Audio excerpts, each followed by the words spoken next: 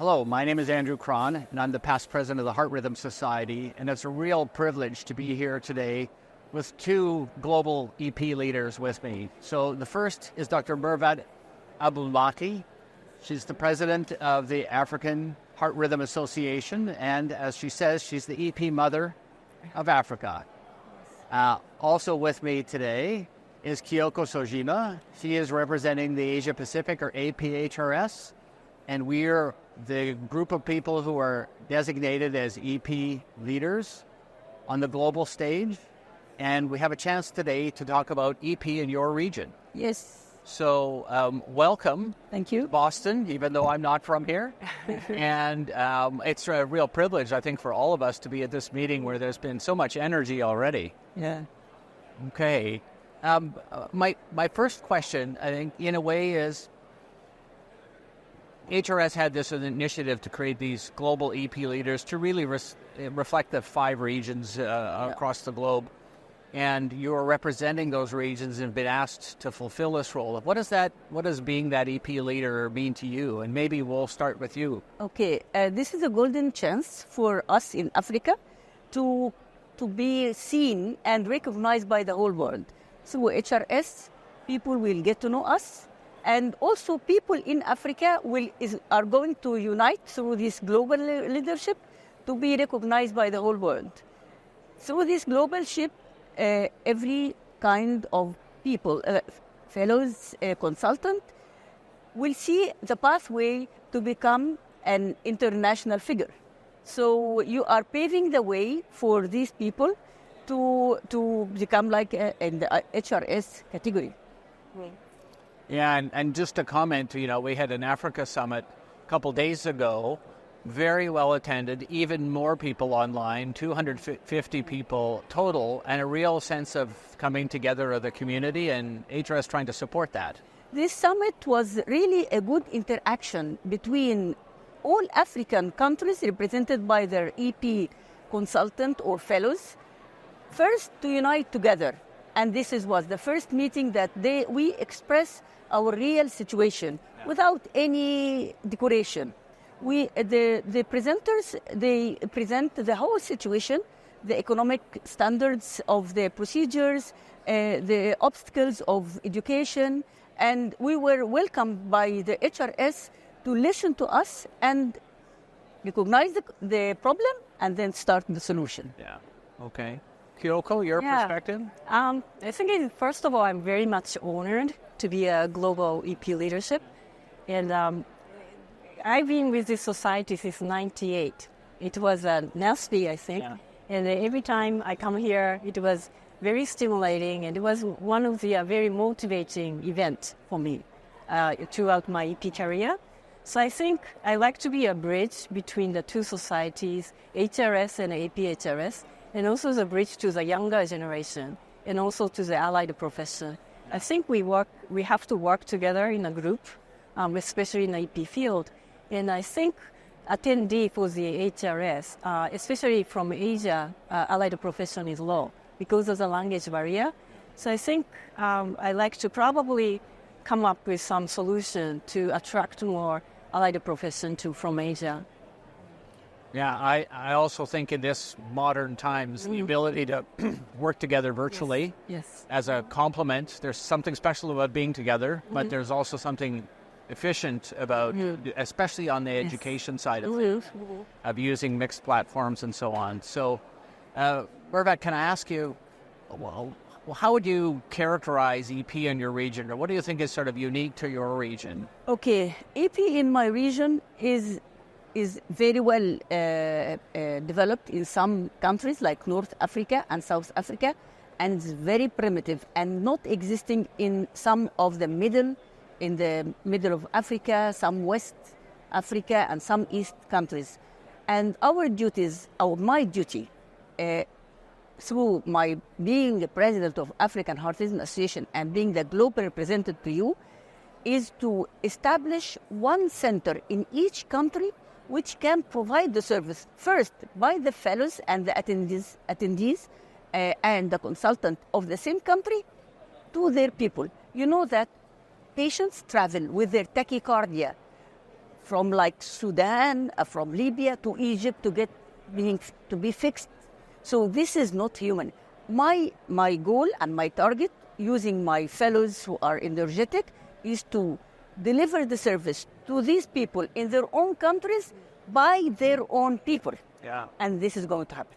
Yeah. Next year, we'll present in this 2025 our results of building up this infrastructure in each country.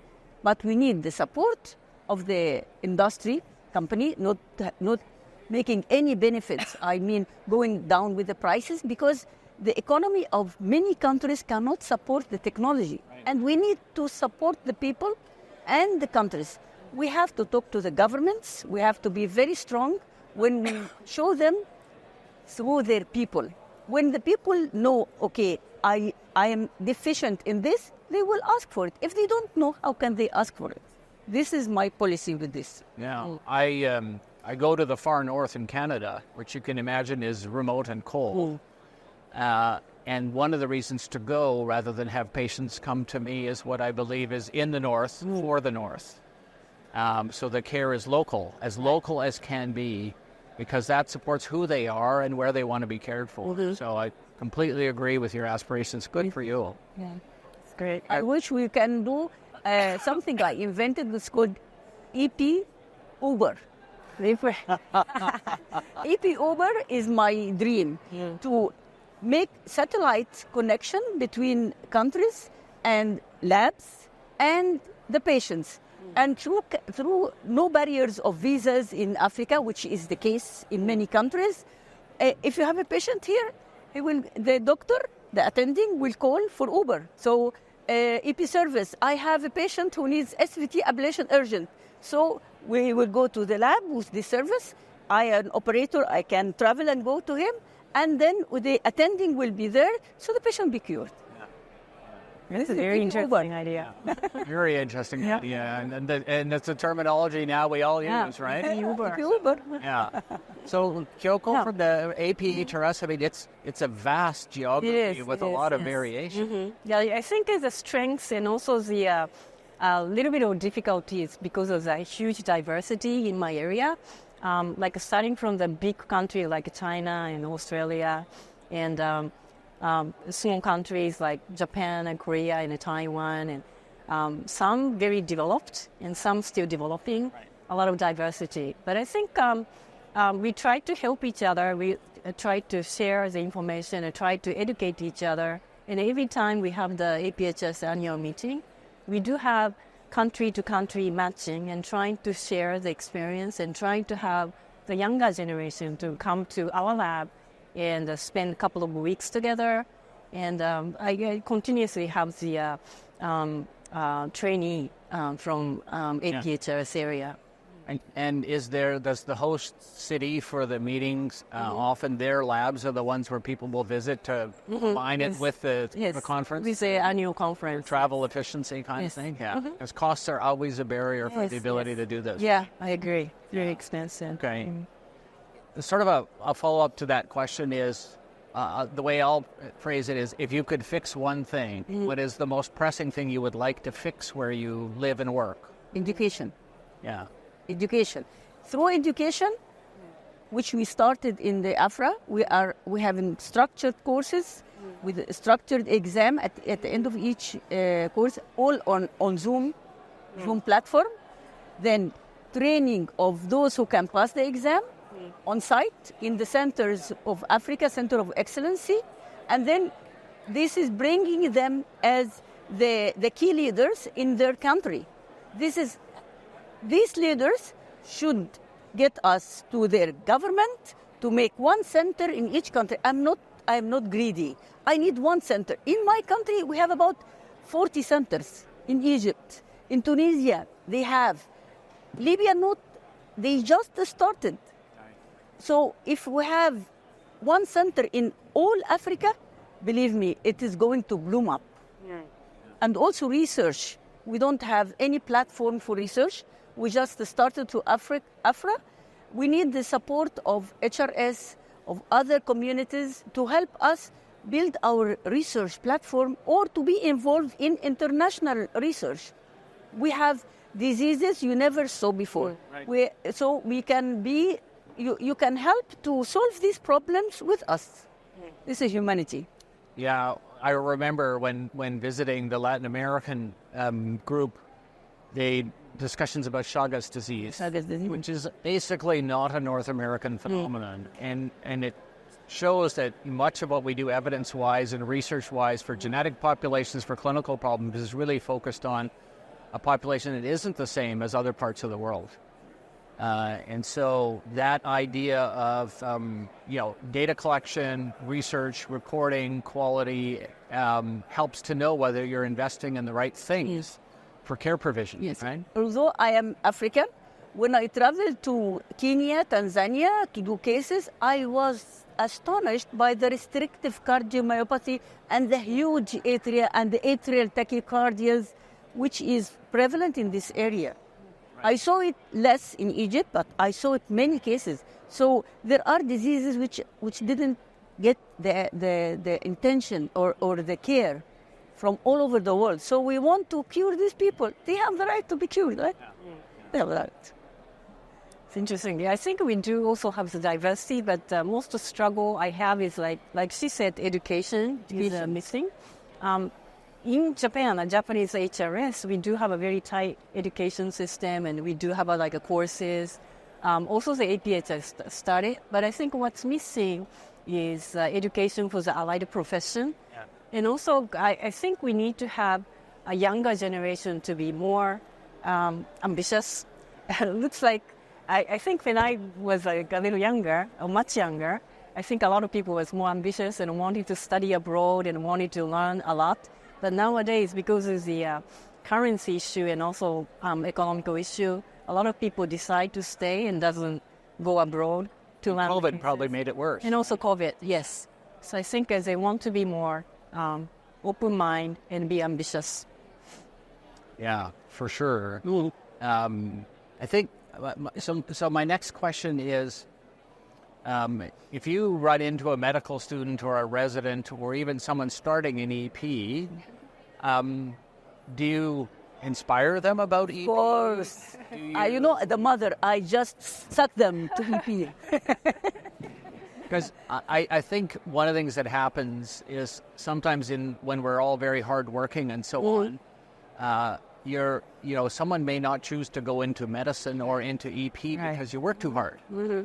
Actually, I just met one of my fans, who told me that he went to EP because he was watching the YouTube channel in which we explain in Arabic, or our native language, how to do simple cases like SVT, like PVCs. He said, when I saw this, I said, I'm not going to intervention, I'm going to EP. So if you, as you said, education, simple language, also educating the population, general population. And this is one of the targets of the African Heart Rhythm Association, through the ambassador from each country, to teach the general population, because people nowadays in Egypt, they are very knowledgeable about EP. They come, I want the most expensive CRTD, which you can watch me and you can read it on phone and get messages. So if you educate the people, then you can implement the technology.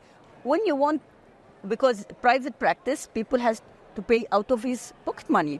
So if you tell him we have 3D mapping and he learns or heard about it, he will pay, right? So you are going to, if he has knowledge. 20 years before, I'm in practice since 40 years. I'm 65 years old, okay?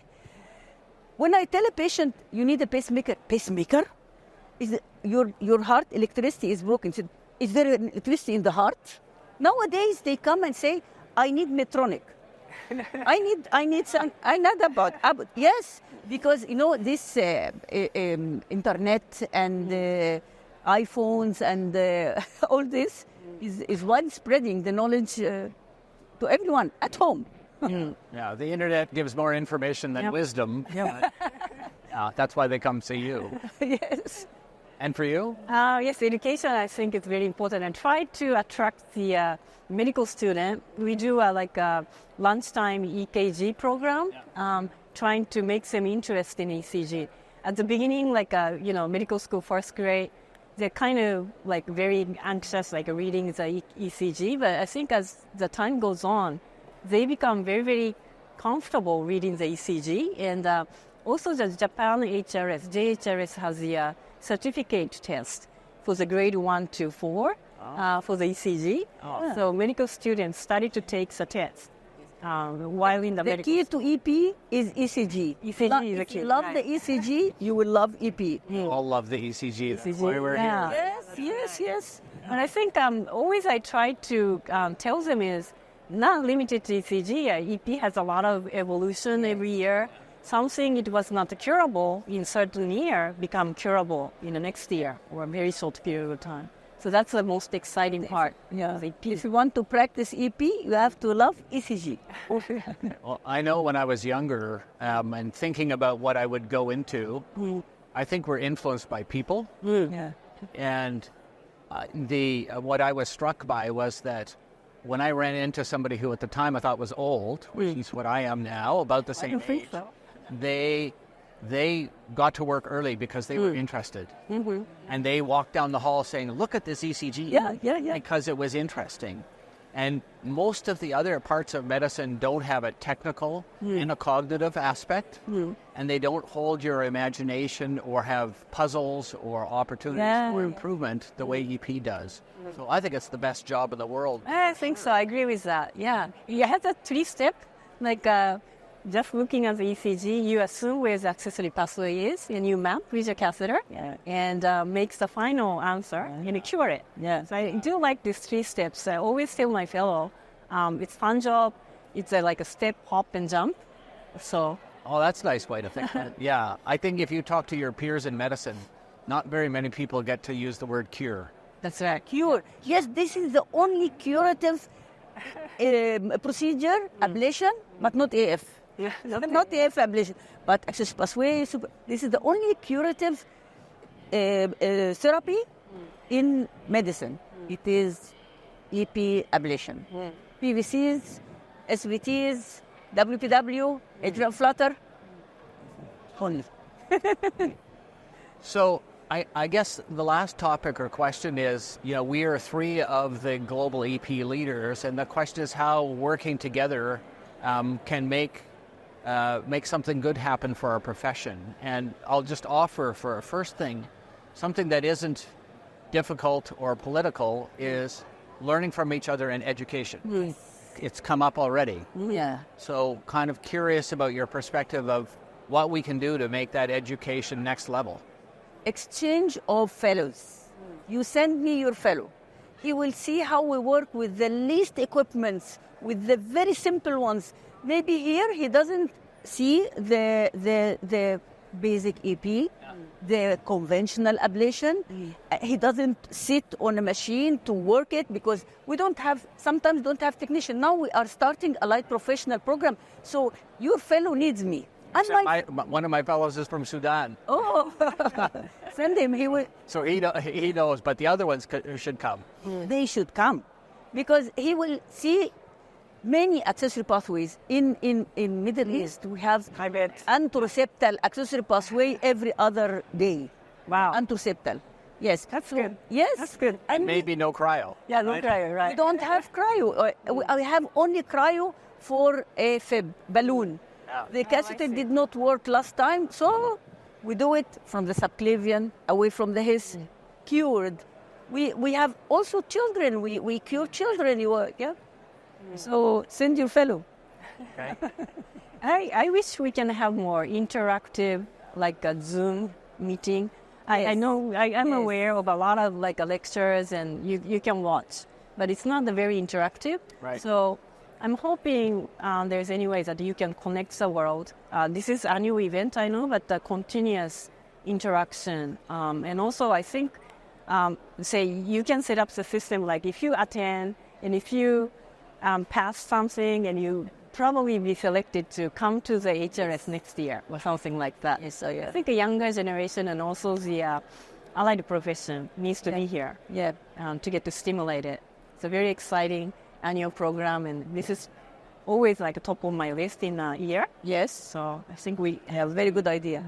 So in Canada, I started something where we have a challenging case rounds.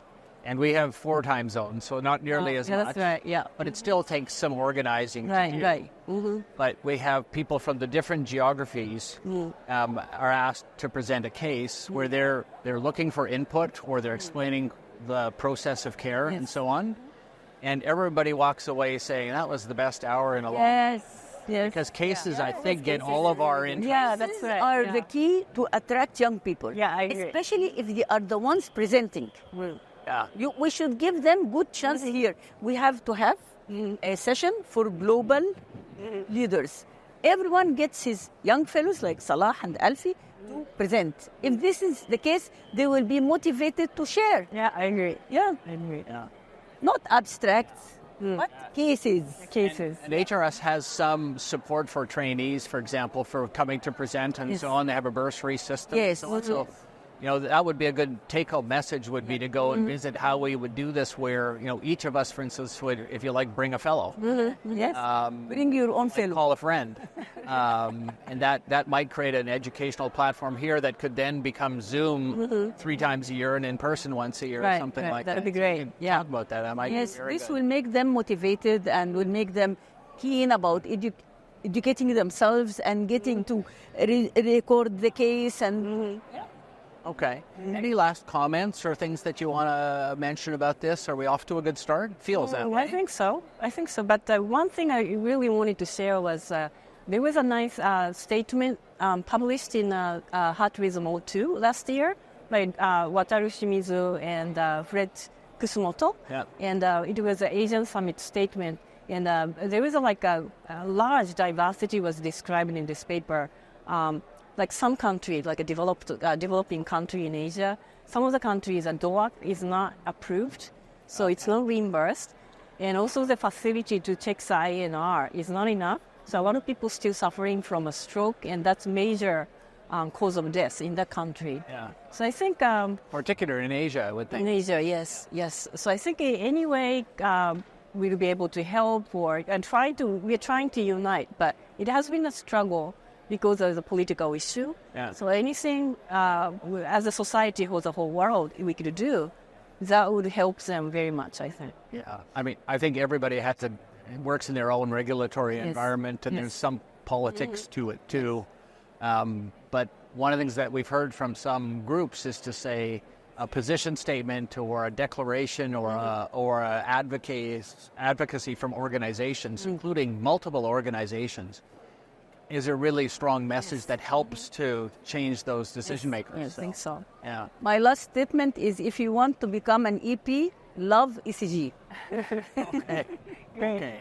Well, thank you both very much. I hope we're building relationships and focusing, I think, on education as an easy first step to try to advocate for working together.